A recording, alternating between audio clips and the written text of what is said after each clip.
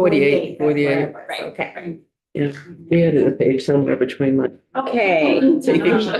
Welcome back, folks. We just returned from a brief break and we're now diving into the dollar figures that we're looking at for the Department of Disabilities, Aging and Independent Living. So thank you for sticking with us and thank you for again putting up with all of our questions. Appreciate it. Yeah. So this is the Bone Commissioner Dale. So at the top of page 48, we'll see the total proposed budget of 829,747,105. The percentage breakdown by funding sources: 4.7% for general fund, 88.2% for global commitment, 6.5% federal fund, and less than 1% of the special and interdepartmental fund. I think that's a really important point. I just want to highlight for members of the committee that, you know, when we look at GF only, it's a very small percentage of the Dale budget. So when we concentrate on what's happening at the federal level, has big impacts in particular in this department. So whether that is, you know, through Medicaid, whether that's through the Older Americans Act, whether it's, you know, I'm losing the name of the federal thing for hireability, but DOE right now, but it's WIOA, right? Yeah. So it's just highlighting for folks that you know, when you lose a dollar of general fund in this program in this department, you are often losing $3 because of it being matched with other federal funds. So and highlighting for us the importance of understanding at the federal level what's happening. I appreciate you saying that, which is why I mentioned earlier that we are very grateful that we hadn't been impacted directly in this department Yet. or, you know, from a, Yeah. I mean, there are certain aspects, like when the government shuts down, survey and certification can't do their federal, unless it's, you know, emergent, they can't do their federal surveys, they can do their state surveys. There are things like that. Right. Yeah. Or some money flow for hireability, for example, could be impacted. But as of now, we are not having a funding flow issue at this department. We did have some possible reduction to money follows the person. So we're looking at that. Can I ask about that just went out of my head? Money follows the person. Medicaid. All right, it'll come back and it'll probably be at the most inopportune time and whenever we'll pivot right to it. Sorry. So now what is below those total proposed budgets? Sorry, Representative Noyes had a quick had question. Sorry, I just had a quick question. We were just talking about the potential waiver that we're reapplying to. So under global commitment, the 88% of the budget, what percentage of that would be considered under that waiver? Right. So I'm going to request that you reach out to Medicaid policy on that and DIVA and stuff. But I can tell you that there are certain parts of the budget that are tied to more sort of mandated services. Yes. That may have been subsumed under 1115, but have other kinds of standing, and others that are less. So we have been looking as part of Medicaid leadership responsibilities at what could this look like? Right. Yeah, right. So, you know, there's some work already happening on that, even though the 1115 is still, you have to start planning a fair amount in advance. So it's still good through, I think it's 2 years, right, Dylan? Our waiver goes to the end of 2027 and Dylan Fraser Agency of Human Services. Right. So it's not till 28 that it would, but we have to renegotiate. It's FY 28. Yeah. Well, I appreciate that you're thinking about this because So much. me too. So, yeah, so much thinking about this. Right. Okay. Okay, so the breakdown then, for developmental disability services, the proposed budget is just under 368 million. It's 44% of Dale's total budget. And you can see the fund split there with, just to your point, really, Chair Wood, it's 97% of the total is the global commitment money.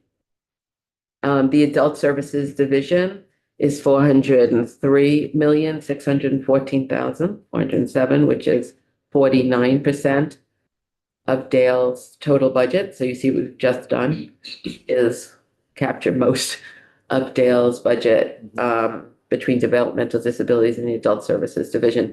Similarly, in the adult services division, most of it is global commitment at 93%, but you see the slightly higher federal, which is from OAA. Vocational rehabilitation or higher ability is just under $36 million. And you can see that a good portion of that is federal. 76% of that comes directly. And 24% is general fund. Similar breakdown for blind and visually impaired. A little under $6 million. And then licensing and protection is just under 8 million. And that's more of a split between general fund and federal. The commissioner's office is 8.5 million. In that case, it's mostly general fund, but it's approximately 1% of the budget. And so our total then comes back to the 829,747,105. Any questions on the breakdown? Okay, on the next page, what we're going to see here is the difference between last year's budget and this year's budget. So the total change between state fiscal year 26 and state fiscal year 27's recommended budget is just over $31 million. So it's $31,346,555 difference. And it's the Total department, right? total department. Okay. Right. So now, Positions, all right. right, so if you break it down by the different sections, it's the administration and support is the base of the fiscal year base appropriation was 55,517,792. The proposed changes are salary and fringe related at 5.8 million. And you can see the splits underneath that. So you see how much of each type of funding source attributes to that increase over last fiscal year. And that comes to 61,383,402 for the administration and support portion, an increase of 61 million over last year's. And I mean, the total for 27 with the 31 million increase. and so different departments do this differently. So all staff positions Yeah. are in administration and support. Is that right? Yes. Okay. So just so that I'm 100% clear, it's 55.5 million more for administration and support over last year, which brings administration and support to just over 61 million for 27. And yes, on the positions. It's not 55 million more. That was what you started with. That's what we started with. Yeah, okay, it's 5.8. It's 5.8. I'm sorry. It's 5.8 million more. So, are there any changes in positions? So are there any reductions in the number of positions? Are there any increases in the number of positions in this budget? So the increase was from last year's increase for the conflict-free case management. There were 5 new positions. 3 were quality management positions, 2 were data and analyst positions. There was 1 position that was absorbed for just efficiencies. And there was some limited funding positions whose funding ended. So, it would be helpful to know how many positions, what's the net change 4, in positions? 4, 4, okay, thank you. and down by 4. Down by 4. And were those in any particular, I mean, I'm sure they were in particular places, but I mean, were they in admin, were they in programs? So admin. Okay, and okay, Positions, but mainly the larger reduction was limited service positions related to APS. okay. This was expected and addressed where it would be addressed and is not having an overarching impact on services provided. I would say an increase of 1 in a classified position related to OPG. So there is so it's to what? Office of Public Guardian. So there's it's a net decrease of 4, Correct. okay, but there was 1 new position in OPG. Is that a direct service caseload Public position? guardian. A public guardian, okay. The new positions that haven't actually come on board. Some of them have, 2 of them have come up, 3 of them of the 5 have come on board. Okay, so, From FY26 appropriation. right. Okay. Did you have something more, Bill? So related to limited service positions, there's a constant churn even after this budget is finalized, so I'm not sure which ones you're referring to right there, but When we talk about the 3, it's the 5 positions that were approved for in connection with conflict-free case management. Okay. That's the ones I was talking about. He's talking about the reductions, I think. I understand the Yeah. increases that we did last year. I was just looking to see. So those are annualized in this budget as well as 1 new public guardian and there's increases related to P2P grant. Limited service positions. Yeah. Yeah, P2P. Partnership, pathways Pathways to partnership. Okay. That's the hireability and DBBI vocational work with transition aid. Okay, if we go on to the adult services division, we will see that for 2026, the base appropriation was just under 25 million. The proposed changes for this year is $1 million due to the underutilization of adult day. We talked about that in BAA. And is that leaving a buffer so that if things started to increase? Yes. The federal revenue, was a 0. That was what moved from 1. That's a technical reconciliation.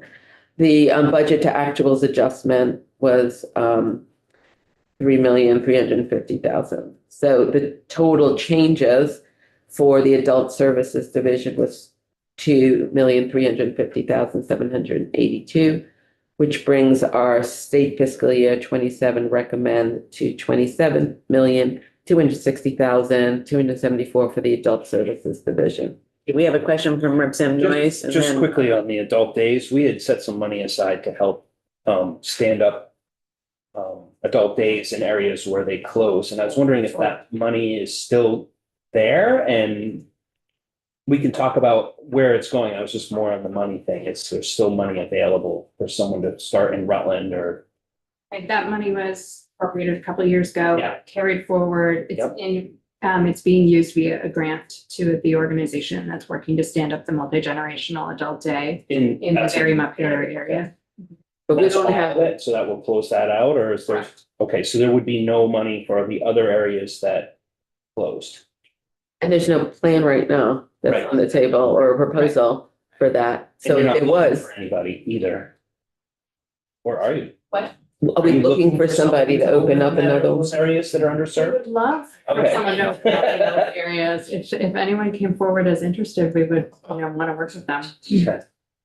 We do think it's an important part of the continuum. It was just the extra money here. So that, Because I originally thought it was for 3 originally. It was, but it was, up to 3, right? Yep. In those areas where they had closed, but we only had 1 come forward. Bill? So I have to apologize to the committee and correct testimony on the positions, because I was pulled up the wrong file, sorry.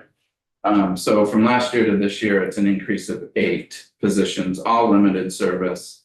One money falls to person, 4 APS. One VR counselor, and I'm pretty sure that's related to, it's a limited service related to money falls to person. EAP counselor and a VR counselor, so it's an increase of 8 limited service from 26 to 27. I apologize. Okay, so there's no net decrease of No. 4. Okay, cross that out. And there still is an OPG position? That wouldn't be That limited was an service. addition last year, so. That was last year. Scratch that. Scratch that. Okay. All right, rewind. I'm just scratching it off of my list of asking Bill who that Okay. was, right? Just. So they're all That was limited good. service positions in various areas. Yes. Okay, Increase of 8. okay, got it. Thank you. Most limited service, yeah, okay. I have a question about, what exactly does budget to actuals adjustment mean, that 3.3 million? Want to answer the budget to actuals? It's up there. Right about those positions. So Okay. we're in. We're in adult services, Yeah. number 3. So throughout the ups and downs, you'll see some various corrections by fund to spending authority. For example, federal fund, we have no decreases in federal fund from a federal grant point of view, but reconciling the spending authority needed in those funds is what that is. I guess what I'm trying to get at is not actually new money. No, Okay, and vice versa. If it's a down, it's not. it's not actually a decrease. Yeah, okay. Just adjusting spending authority in the federal. Okay, should we go on to? Well, right, I'm trying to follow up understanding that now. So the increase in the base from 24.9 to 27.2, despite $1 million cut, is based on these technical changes, the budget to actual adjustment and reconciliation. Or no, there is no reconciliation. So So yeah, we're earning more federal than what the 7.3 base spending authority in that fund would allow. okay, So I'm increasing the spending authority need in the federal fund to 10.5 million. Because that's what we're earning in federal funds.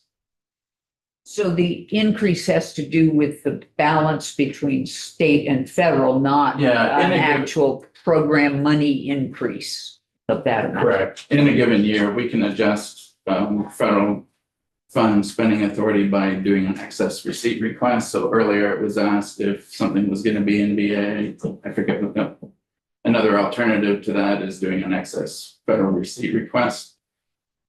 Rather than doing that paperwork, I'm increasing the base need here so we don't have to do that paperwork on the side and be more transparent of what we're actually earning in federal funds. Thank you. Okay, so then we're gonna go to blind and visually impaired grants. And there's no proposed changes from last year's base appropriation of 3.4 million. Vocational Rehabilitation Division, which is higher ability, is next. The 26 base appropriation was just over 10 million. There's a interdepartmental transfer of little over 1 million, budget to actual adjustment of a little over 1 million. And then this is the 875,000 for the opioid recovery employment program. So then the total change is 840 million, and that brings us up to 11 million for state fiscal year 27. Any questions on the technical stuff? I'm sure Bill can answer them. Go ahead, Representative Bishop. I'm just trying to make sense of some numbers. On the previous page, there was broken out by division, and voc rehab was in at about 36 million. That includes the administrative portion of VR So you're looking at the VR grants only in that section. Okay, that's 10 million is the That's grant zone. Correct. Thank you. Okay, and again, we're looking at just the changes in where, right. So the next page has developmental services grants appropriations. And last year that was just under 350 million. Okay, now we're looking at DS caseload pressures. I'm sure which is what we had talked about before, which is $6.6 million in DS caseload pressure for this year. 3.3 million in Public Safety Act 248 caseload pressures. And then Internal Service Fund. This is a commercial policy workers' comp premium increase of $8,000. There's an, Can I just back up for a second? What's the estimate on the number of people under DS caseload and Act 248 public safety? So I looked at that based on your earlier question. So the 3-year average compared to last year to this year has gone down by about 20. And being that's a 3-year average, it's pretty flat. So to answer your question exactly, give me a second, just make sure I get it right. 307 307. and 19 for public safety. Okay, thank you. okay, the ARIS payroll benefit withholding percent reduction is, again, no impact on consumers or on providers. And this is just additional money for benefits that was held in ARIS's account that was not used. So we pulled it back in. So does that mean that they had excess withholding? Did they withhold too much from people's pay? I'm a little confused. I don't really know what this is. Okay. Yes, the rates were higher than what was needed. Than what was needed. Over the years, so we're utilizing that funding to lower the impact. Okay.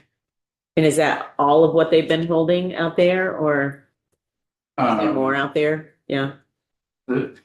So there's more out there, so it's not really like a base reduction, but there's enough there to make it a base for a while. That's my Yeah. question. Yeah. Yeah. Yeah. So we didn't zero it out or anything because they still they still might need it, but it was enough that we could bring some of it back in and avoid any other kind of cuts that we might do that could potentially have had an impact on. I appreciate that. Yeah. Budget to actuals, adjustment of, almost 17,000. That's interdepartmental transfer funds, disability rights with DCF and DMH. Budget to actual adjustments, federal fund, that's another technical at 203,573. The Arch program ended and funds were returned to Dale. That's an AHS net neutral with DMH. Integrating family services ended, funds returned to Dale, again, AHS net neutral with DMH. And then integrating family services ended, funds returned to DCF on deposit with Dale at 200,000. So the total changes is 8,184,001, which brings our 27 recommend to 358,171,468. Okay, we move on to the brain injury program. Our base appropriation in 26 was 7.5 million. There are no changes to the brain injury. So we're coming in 27 at 7.5 million. So is there no caseload increase there or the caseload decrease is being, or any increase is being offset by people who leave the program or? I don't know. Can't put it the way I'm thinking. But the current utilization is under appropriated, so if the program, which you could speak to, but even if there is increased utilization, there's enough room in the appropriation. So the current program is being underutilized. Is that what you're From a saying? cash From a, expense point of view. okay. And is that, so is there carry forward from FY 25 and 6 expected? No, Okay. But if it's being underutilized, it seems as though there would be. Well, not every appropriation works like Choice for Care, Okay, so there could be. it'll be, there could be an underutilization at the end, but it is probably gonna go to the AHS bottom line. That's what you're telling me. Unless caseload starts increasing, I see need to carry it forward for this purpose. Okay. Do you have anything else you want to add? I would say that there's a good chance that this year that we will see more utilization just with the case management organizations. Benchmark and Columbus, coming on through conflict case management, working individually with those folks, so we could see more utilization this year. Go ahead, Representative. What is the current caseload? Give me a second, we can get that. Thanks. It's typically under 80. Okay, Under 80? under 80. I thought that I saw 72 recently, but Bill will have that. Just along those lines, what would be the capacity at this funding level? How high can you go?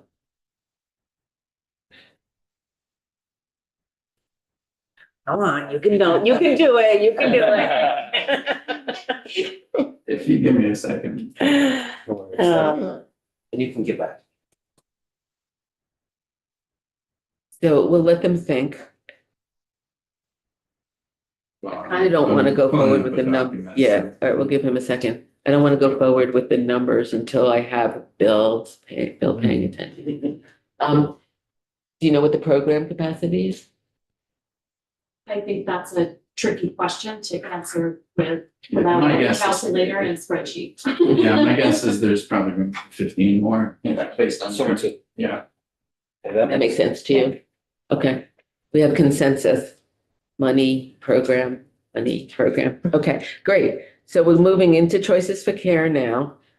So the 26's base appropriation was 346 million or almost 347 million. Nursing homes, inflationary increase is just under 5.5 million. The nursing home Medicaid bed day pressure is 9.6 million. The home and community-based caseload pressure is a little over 1 million. And then another pullback on ARIS in this service line. And then the total changes is 14.1 million, which brings the 27 recommend to 360,963,717. I'm just looking at the ARIS benefit, which, and the DS one, and you're saying that there's still quite a bit more money left out there. That's a lot of money. Yeah. I think built up slowly over time and it was And there's still more out there. That's the, okay. well, what's out there now is more like what you would want to have out there for the purposes it's intended. Uh-huh. I think we'll keep a close eye on it. Go ahead, Representative. Just, do you ever put EFR in here to plan? I mean, are you foreseeing any need for EFR in 27? That comes up at every budget meeting and every sort of BAA, right? The same question. There's a rationale. Yeah. There's a rationale to have in the BAA. You don't know how much it's going to be. It is, it's not baseline money. Yeah, when you think about that line item, if years ago, we had 1.5 million in the base when that was an annual EFR pressure. Yeah. And if we didn't use it for that, it would go to home community base or wherever in the appropriation. And in recent years, as you know, it's increased substantially. And we know it's decreasing and we hope it decreases substantially again. So yes, it's a BAA. And to answer some of your TBI questions, there's room for 92, there's 76. Average cost of 70-some thousand per. Thank you.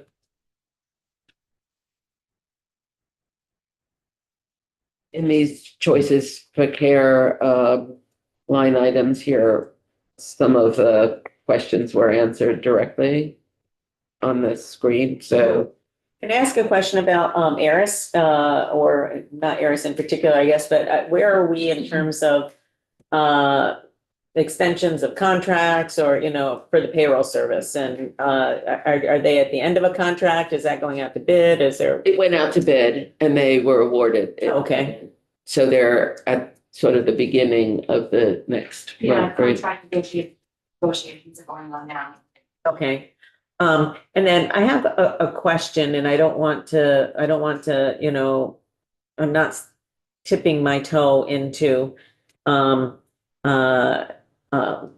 contract negotiations for the collective bargaining agreement with people paid via Eris. And I'm trying to remember where I read this, but I read someplace, I can't remember if it was quoting you, Commissioner, or somebody in the department, that saying you were limited by what the legislature told you to do or something along that lines. I did, in terms of the increase that would be available for people. I don't know exactly who quoted whom, but that was something that appeared in writing someplace last week. I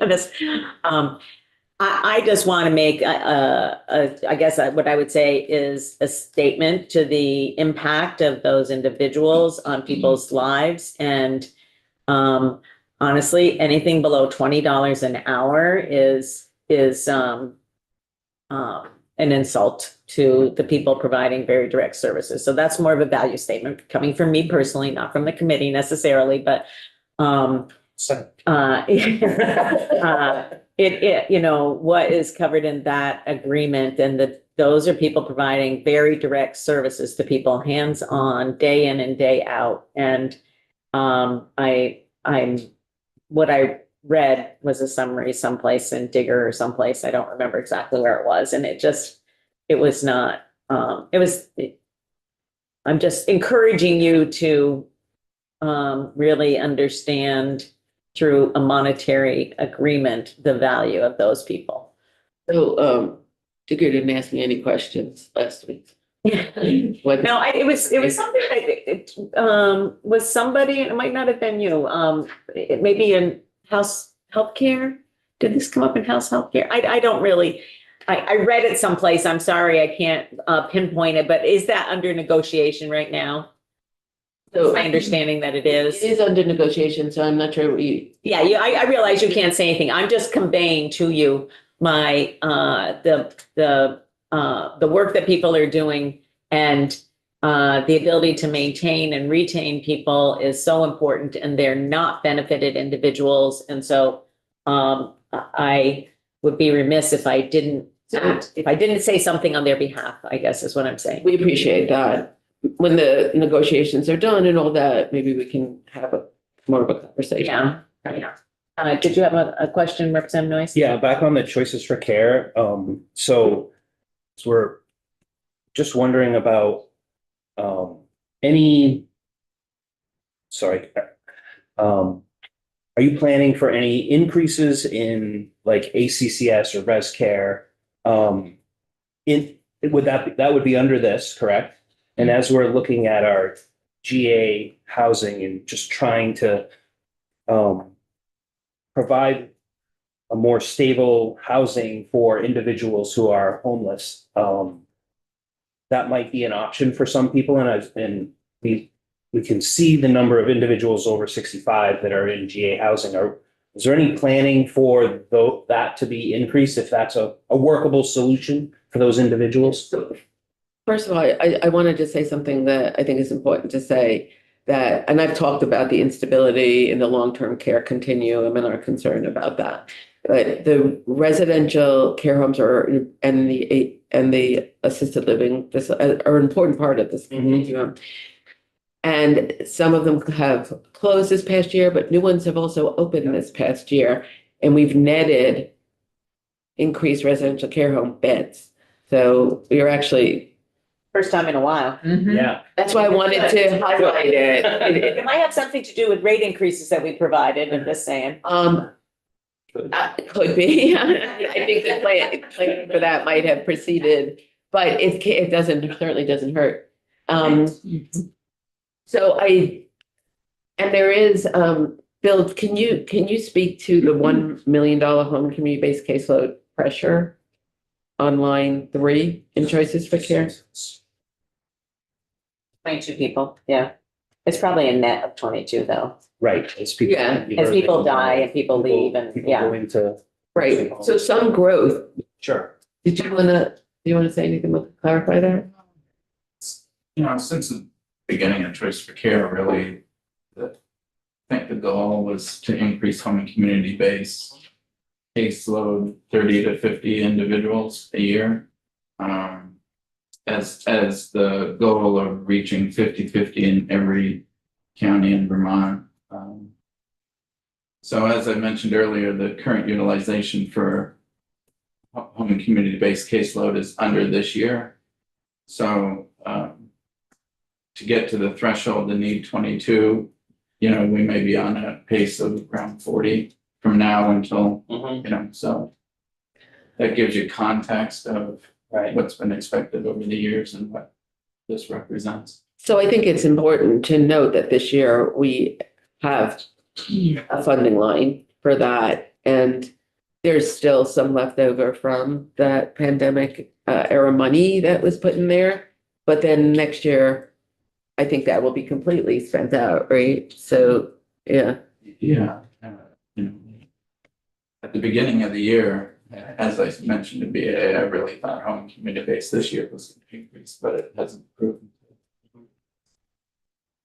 So are there any sort of behind the scenes hidden decreases in any rates? I feel like I need to ask that question this year. There were no behind the scenes, anything that happened last year That we when. were not expecting, let's just put it I that have to tell you, the moment I saw it, I called you. way. You did, I know. That's why you knew it wasn't legislative intent. Well, there's such a more story behind it I know, I know. that I learned Is there why it anything- happened. Is there anything Not that I'm similar? aware of. Okay, okay. Anybody producing? Okay. And likewise, because it hasn't passed the body yet, I mean, but there would be adjustments necessary if it passes the body. Right. Because we're We saw what you put in. We saw. Okay. So I would just say, you mentioned the community-based rates and that's negotiated as the legislative session goes on. And you're alluding to behind the scenes increases related to the rate study, but related to the increases that we do put in. And I'm speaking to the wrong committee, but it ends up being a last minute add, and it is complex. If folks would add that a little bit earlier, because, to fully understand what rates they are increasing, so there is no surprises. That's just a general comment. Do you want to say something? Angela had something to say. I just, since we were talking about residential care homes and assisted living, last week you had asked me about the total number we had, or I had shared the number that accept Medicaid. Yeah. So we have 81 residential care homes and assisted living that accept Medicaid, 21 that do not, a total of 102. Those And are, accepting Medicaid doesn't mean that all of the beds are Medicaid, just means that some of them are probably Medicaid, yeah. those are not those are beds or are those Those are facilities? Homes. Facilities, Okay. yeah. Yeah, sorry, I said beds, but facilities, yeah. It's not a small segment. It's just that there's some instability in there. Anytime you see anyone close, anytime you see anything in the long-term care continuum close, we have to go in the other, It's wrong. yeah, right.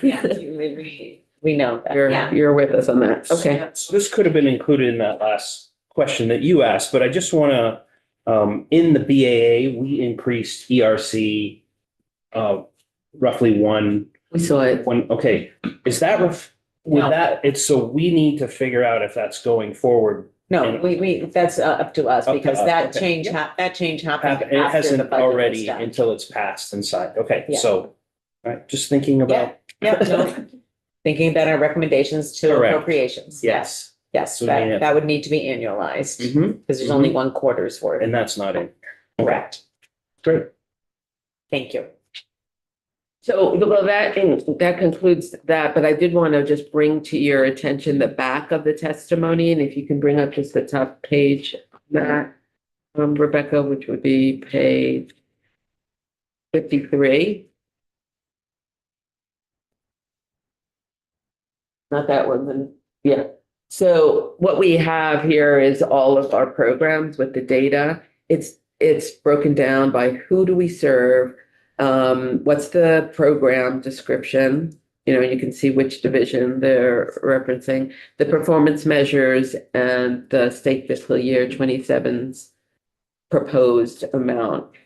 And so it's a really great reference to go for any particular program question that you might have. How much money for that particular program? What are they, who are they serving? How many people? And if we have some, outcome measures, they would be there, or satisfaction and surveys. Then, so I really appreciate that folks put that together. And it's a great way to see everything all at once. Thank you. Yeah, Cool. go I'm ahead. gonna go. Oh, I was just saying, I wish we had, this is so helpful, yeah. This is Nice snapshot, oh, Yeah. nice. Yeah, kudos to the Dale team. Yeah, it's wonderful. So, since we're in this back section, if we go to page 56 and look at the SASH program. So this level fund SASH for administrative, but I understand that there was money for a head that was some bridge funding because give me a second, You're talking about gap funding? yes, Okay, you're talking about Blueprint. yes, Blueprint and SASH got gap funding. yes. Right, this year, it's not in the budget, the gap funding. But we're working, or AHS as a whole, with CMS to see whether it's possible to use rural health transformation Okay. program funding for that. So what's And we're the, working with Cathedral Square. okay, what's the need, if for some reason that doesn't work out? I would have to get you that. Okay, so Dan and Yeah. Bob will be on it. And if, as Doug was saying earlier, that this is to be used not in Chittenden County. How will that affect any work that you're trying to do to use that? Is there a, Depends on the conversation Right. with CMS. So I won't be able to speak to that right now, but we can get that. yeah, I just, that's, as we're working forward, I keep coming back to the GA housing and the individuals that are homeless. And I see SASH as one of the abilities to provide that support to these individuals. And we should make sure that the funding is there to support their workforce to be able to have that outreach and case management. So Yeah. I look forward to We hearing. appreciate that. Thank you. We continually hear from housing providers the need for supportive services inside housing units, for lots of people, but as we've been particularly highlighting, folks who have been unhoused, say transition into housing. That's the goal. Sometimes, Yeah, and then the other- sometimes there are, needs that crop up that Yeah. certainly SASH is one of those Mhm. providers that would assist with that. Yeah. Thank you for closing the blinds. Oh, geez. I should have said something sooner. Until you closed them, I didn't realize how badly I needed them closed. You just don't need sunlight this time. Yeah, my eyes are all. It's part of our strategy, just. I don't know the answer. Oh, it's like having a big light. Yeah, the light. Great. Okay. Thank you, for this, background. And, we of course get a bevy of information in the annual report that the DD Services Division puts together on and have for a long time. So it's really helpful having this in addition to that. So thank you. Yep. Any other questions? now that we've kept you past your allotted time. I know, right? Thank you. So our Dale team, as you know, is Representative Noyes and Representative Nielsen. And so they'll be in touch, and just I'm going to say it again, as I will for each department, that we are, I'm leaving it up to the budget teams to recommend if there are any community partners that we hear direct testimony from. And so those recommendations will be made to the full committee by the budget team. So just so you know, we are likely to hear from some community partners. Anybody have any other final questions, or do the witnesses have any other final comments that they want to make? No, I'm just, it's like, I am a little old school. I don't know. I am too. Like when I mean, I do all my work electronically, but when it comes to like this level of conversation, it just comes back to paper for me. That sometimes is the easiest thing, you know, sometimes, so. I like my paper. Yeah. Okay, thank you all very much for being here this morning, and we look forward to continued discussion as we work through this process. And so you know, we're aiming to have our recommendations done by the last week of February to the House Committee on Appropriations. Thank you so much. Thank you. Thank you. Okay, committee members, so you will have about 45 minutes. I just want to update folks again. This is the ever-changing homelessness situation. One of the reasons that Eric wasn't here is that he and I and Katie met this morning to sort of like there's an evolution of ideas coming up as a result of all the testimony that we've received, including the testimony that came yesterday from the community partners and the advocates and providers, as well as the discussions that we've had with the Agency of Human Services. So I am hoping that we're not going to have something to look at this afternoon. What we may in fact be doing this afternoon is having some discussion, committee discussion about an idea about where we're headed. And I think it's an interesting idea. Let's just put it that way. But Katie won't have language ready by that point in time. So we'll have some discussion about that this afternoon, but then we will move to budget work time for committees to work on budget stuff. Okay. And that's what you all have available to you right now. Okay. Thank you very much. And we will be back online